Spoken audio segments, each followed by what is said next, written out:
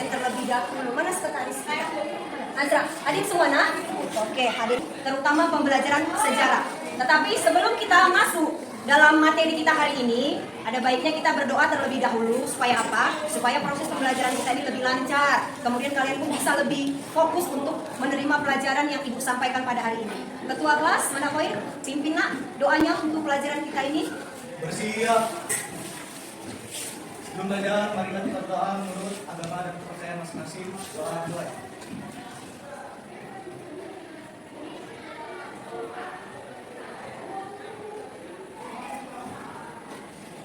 Doa sisa. Semangat lagi, nasionalismenya lebih tinggi lagi, terutama kalian para pemuda-pemuda yang akan meneruskan perjuangan-perjuangan sebagai pemuda-pemuda. Kita menyanyi dulu ya, menyanyi lagu wajib ya nak ya. Ibu pilih lagunya Berkibarlah Benderaku. Tahu semua kan? Tahu. Siapa ibu pilih? Bella, pimpin dulu nak lagunya. Silakan berdiri di depan.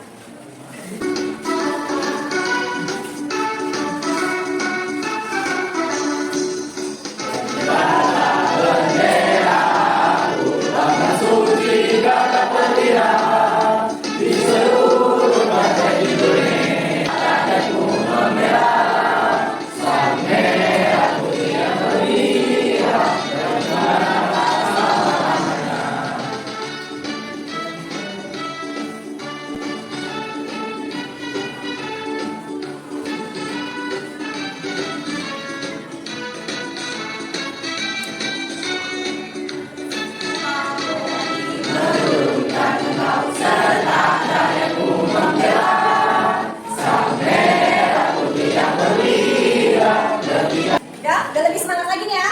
Udah ya, kita udah nyanyi, kita udah berdoa. Berarti udah bisa lah kita mulai pembelajaran kita hari ini anak ya. Oke, jadi materi yang Ibu ambil hari ini mengenai pembelajaran sejarah adalah imperialisme dan kolonialisme.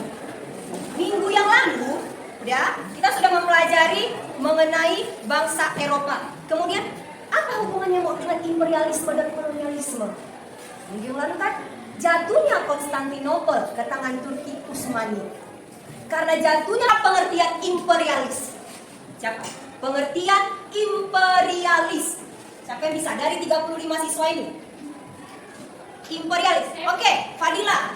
Apa imperialis nak? Imperialis adalah merujuk pada negara-negara atau kekuatan yang berusaha memperluas wilayah pengaruh dan kekuasaan mereka melalui penaklukan kolonialisasi atau dominasi politik dan ekonomi terhadap wilayah-wilayah lain.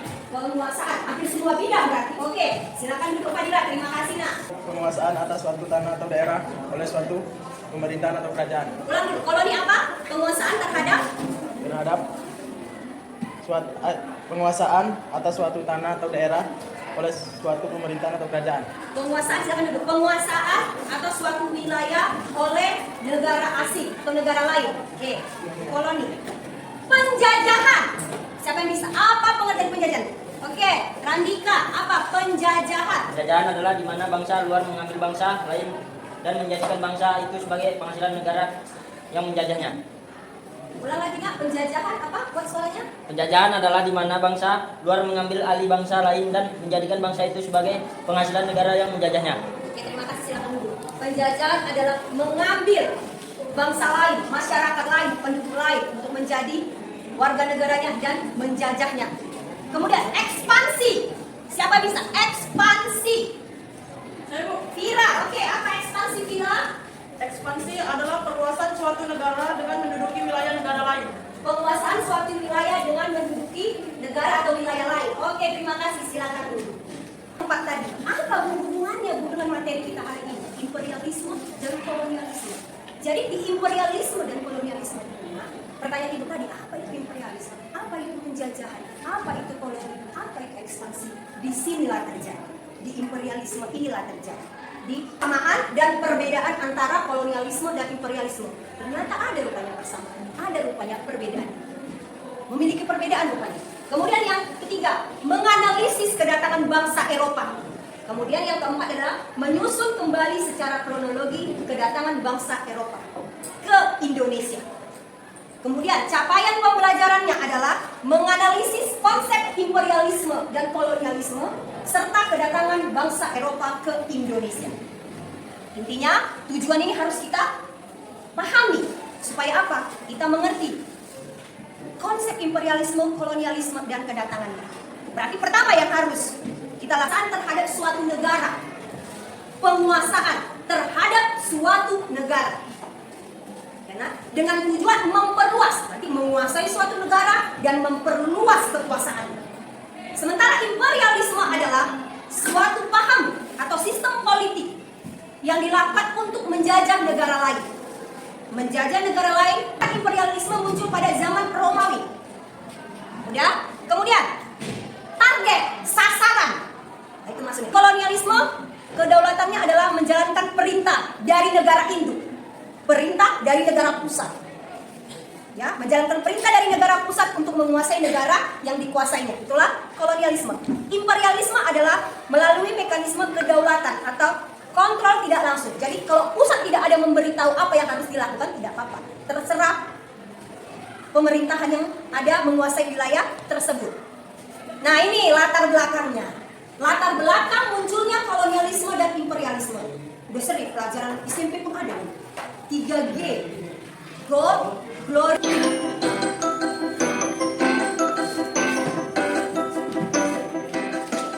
Jika kamu tahu di zaman dahulu rempah-rempah itu menjadi banyak mahal pada saat itu, siapa yang memiliki rempah-rempah juga menjadi simbol kejayaan seorang raja. Dari faktor itulah banyak bangsa Eropa yang berusaha untuk menemukan daerah penghasil rempah-rempah, salah satunya yaitu Indonesia. Bangsa Eropa kekuasaannya di luar wilayah kekuasaan negara tersebut. Tujuannya berupa mencapai dominasi kekuatan dalam bidang ekonomi, sumber daya alam, sumber daya manusia, dan politik. Sementara imperialisme berasal dari kata imperium dalam bahasa Latin yang berarti kekuasaan tertinggi. Secara lengkapnya, imperialisme terhadap negara tersebut. Sekarang kamu sudah paham kan apa itu kolonialisme dan Kan? Oke, aku mau bertanya. Apa tanggapan kalian ketika kalian sudah mengamati video pembelajaran mengenai imperialisme dan kolonialisme tadi?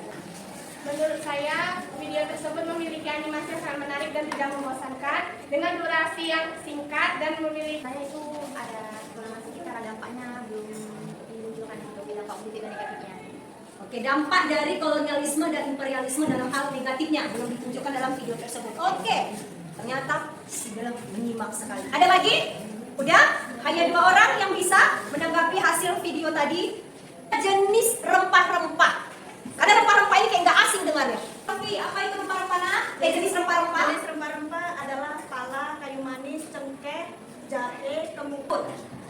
Apa fungsi dari rempah-rempah tersebut? Fungsi dari rempah-rempah tersebut. Di Eropa itu sangat dingin. Rempah-rempah sering dikonsumsi untuk menghangatkan tubuh. Dan rempah-rempah biasanya digunakan untuk bahan obat-obatan, penyedap masakan, dan bisa digunakan juga untuk bahan. Oke, terima kasih. Mantap Satria. Rempah-rempah. Siapa yang bisa? Ya, aku. Oke, Dio. Negara mana, nak? Spanyol. Inggris, Spanyol, Inggris. Belanda, Hah? dan Spanyol. Dan Portugis. Portugis. Oke, jangan dulu. Kalau begitu, biar kita lebih ceria lagi. Coba dulu berdiri. Berdiri. Oke, kalian ikuti dulu ice breaking ini. Semangat ya, sambil senyum. Goyang. Goyang.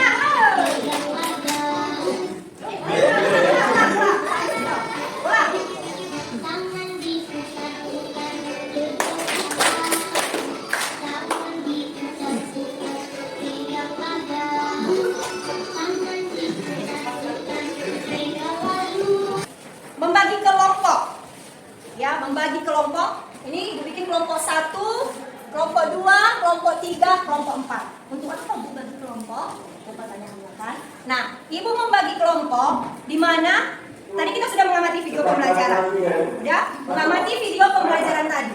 Nanti kelompok 1, 2, 3 dan 4 Ibu kasih tugas. Ibu kasih tugas di mana keempat kelompok tersebut menggambar jalur pelayaran bangsa-bangsa Eropa. Tapi Ibu bagi ya. Kelompok 1 nanti Portugis. Jalur pelayaran bangsa Eropa. Eropa itu mana? Portugis. Beserta tokoh-tokoh pelayarnya. Ya. Kelompok 2 mana tadi? Spanyol. Oke, sama. Spanyol itu apa Bu yang mau dibahas? Menggambar jalur pelayarannya dan tokohnya. Kelompok 3 Inggris. Sama ya nak? Kelompok 4 Belanda. Halo Belanda. Halo Belanda. Halo. Oke. Ya. Oke, ini Ibu bagi karton. Ibu bagi karton. Udah kan? Ada pulpen? Ada pensilnya kan? Ya. Sama sekolah nggak ada pensil, nggak ada pulpen. Ya. Ibu bagi karton ini, di karton ini kalian tulis nama kalian tulis, kalian gambar jalur pelayarannya. Ini untuk kelompok 3. Kelompok 3. Kemudian ini untuk kelompok 1. Kelompok 1 dan ini untuk kelompok 2. Dan ini untuk kelompok 4. Ya, silakan kerjasama semuanya. Kerjasama gambar jalur pelayaran bangsa Spanyol, Inggris, Portugis, dan Belanda serta tokoh-tokohnya. Kemudian penjelasan mengenai bagaimana keempat negara Eropa itu melakukan kolonialisme dan imperialisme di Nusantara. Oke, Bu. Satu. Yang kedua nanti, nah ini Ibu kasih tahu kriterianya apa hal yang dilakukan. Yang kedua, nanti Ibu pilih di keempat kelompok tadi, Ibu pilih kelompok mana nanti yang maju untuk mempresentasikan hasil diskusi kelompoknya. Kemudian kelompok yang duduk menanggapi.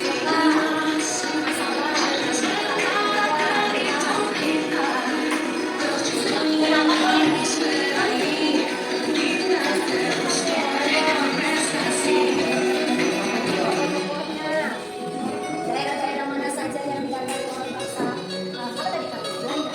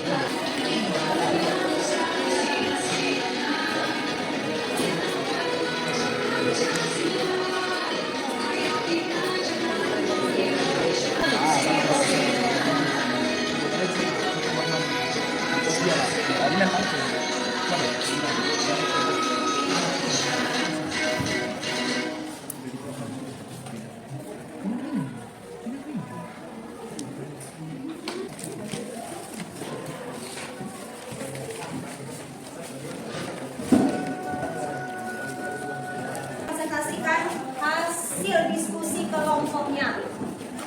Jangan ada bilang belum siap, Ibu harus berani.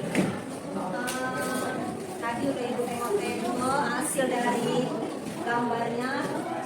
Kalau begitu kelompok 2. Kelompok 2 bangsa Spanyol. Oke, maju. Kelompok 2. Silakan presentasi. Kasih semangat untuk kelompok 2.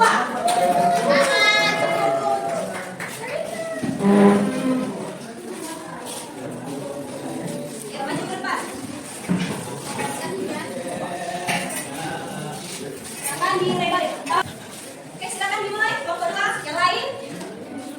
mendengar hasil diskusi mereka. Itu tadi kan mendengar hasil diskusinya. Kemudian silakan untuk ada tanya jawab mengenai hasil presentasi dari kelompok 2. Oke, silakan dimulai kelompok 2. Assalamualaikum warahmatullahi wabarakatuh.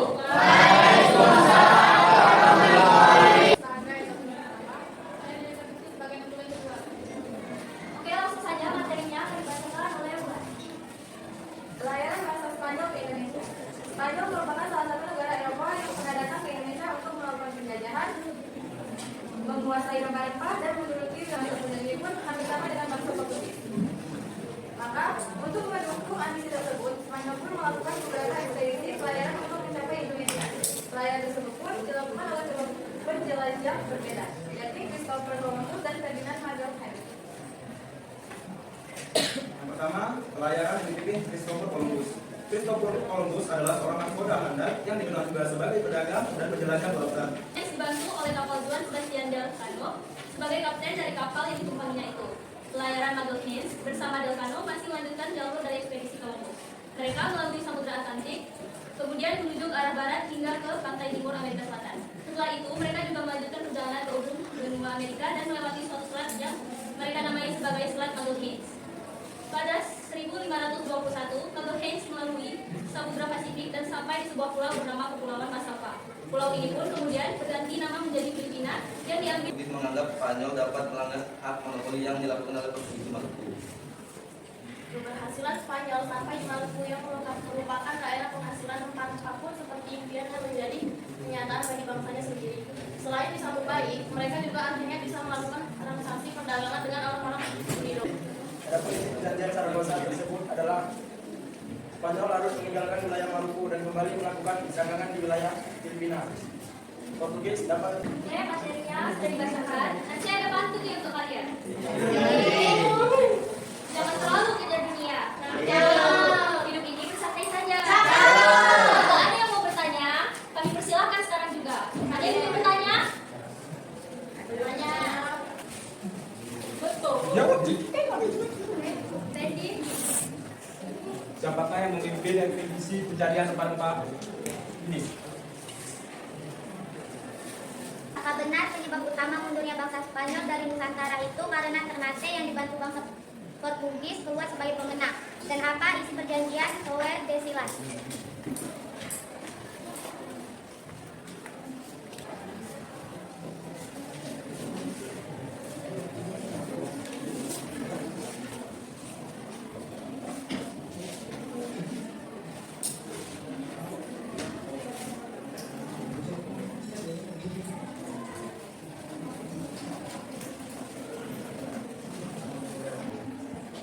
Kami akan menjawab pertanyaan dari Ragil. Apa hal utama yang menjadi penyebab kedatangan bangsa-bangsa Eropa seperti Spanyol ke Indonesia?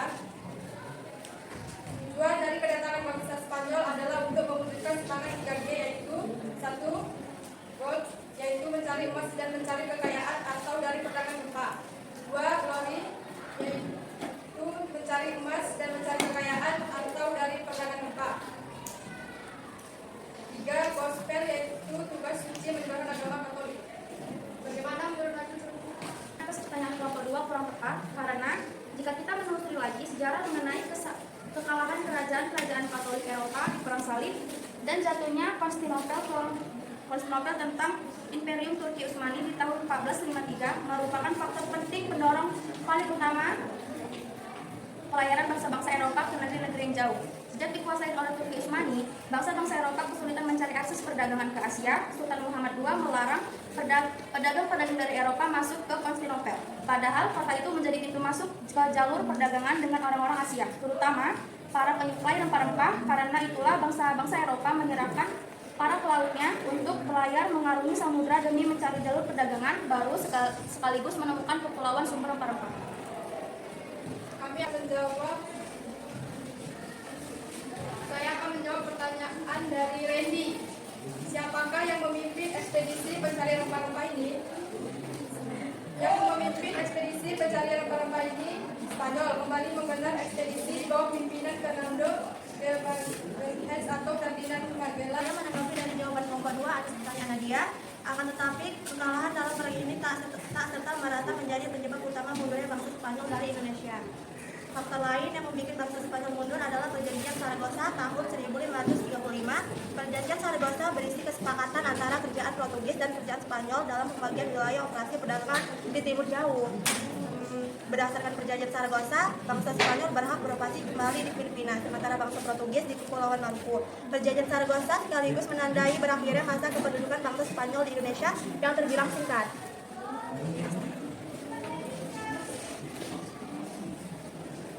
Kami akan bertahan dengan jawaban kami. Menurut kami jawaban kami sudah benar. Dan kami kembalikan. Sudah. Demikianlah hasil presentasi kami pada hari ini. Semoga berguna bagi kita semua. Bapak Gubernur datang berusukan. Bapak Maju simpan di lemari. Itu saja yang bisa kami sampaikan karena kami telah lelah berdiri. Assalamualaikum warahmatullahi wabarakatuh.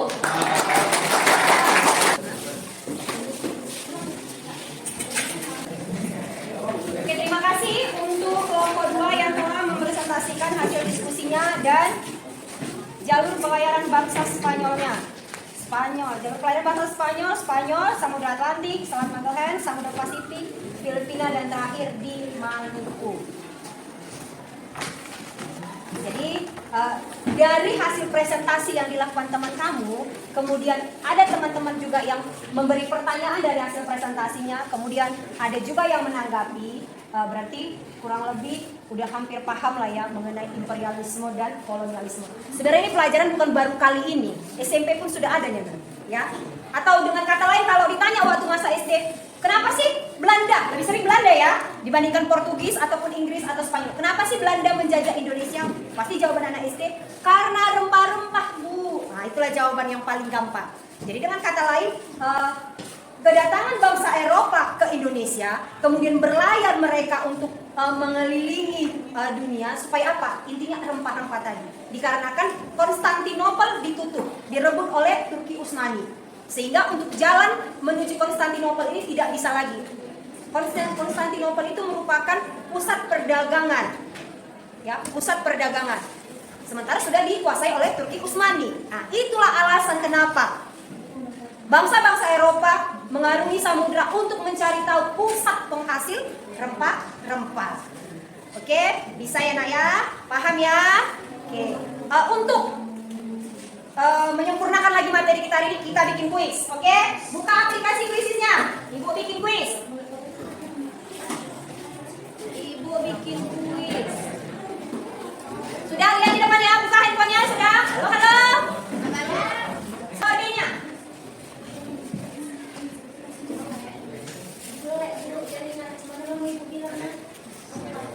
Mulai ya.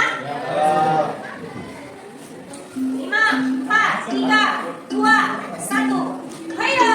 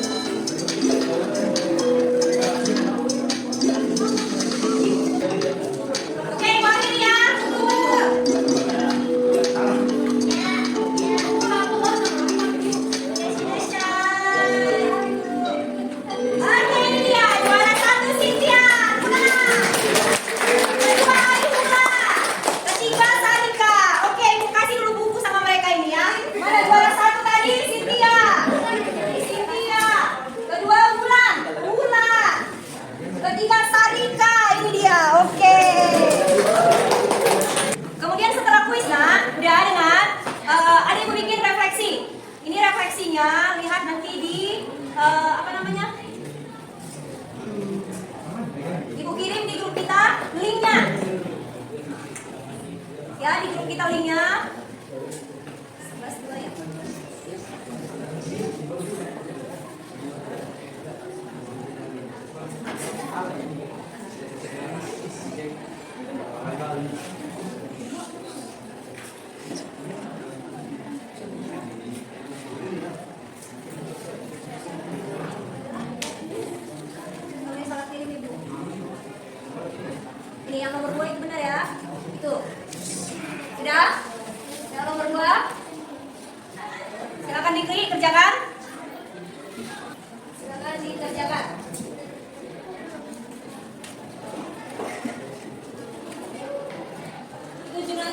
isi bagaimana perasaan kalian ketika. Oke, udah selesai. Ya, akhirnya mengenai refleksinya hari ini. Jadi, materi kita hari ini, kesimpulan dari materi kita mengenai imperialisme dan kolonialisme ini bisa kita ambil ke masa kita sekarang ini, bahwa kita harus mempertahankan wilayah tempat tinggal kita, negara kita dari ancaman kolonialisme dan imperialisme dengan cara seperti ini. Kamu harus belajar. Kemudian kamu tidak boleh gampang mengikuti pengaruh-pengaruh asing kalau tidak cocok dengan diri kita. Jikalau tidak cocok dengan diri kita, maka jangan kita ikuti. Contohnya seperti narkoba-narkoba itu kan tidak cocok dengan idealisme kita sebagai bangsa Indonesia. Udah, tidak cocok. Jadi tidak usah kamu ikut. Jadi sampai situlah materi kita mengenai imperialisme dan kolonialisme. Minggu depan pelajarannya kita lanjutkan dengan materi perkembangan imperialisme dan kolonialisme. Oke, cukup sampai di sini materi kita. Ibu akhiri. Selamat siang dan terima kasih untuk anak-anak semua. Sebelum kita akhiri, ada kalanya kita berdoa kembali. Karena tadi awalnya kita berdoa dan akhirnya kita mengakhirinya, maka kita akan berdoa. Ketua kelas Koir, silakan Kak pimpin doanya. Sebelum belajar kita akhiri, marilah kita berdoa menurut hal-hal yang berkaitan dengan masing-masing. Doa dimulai.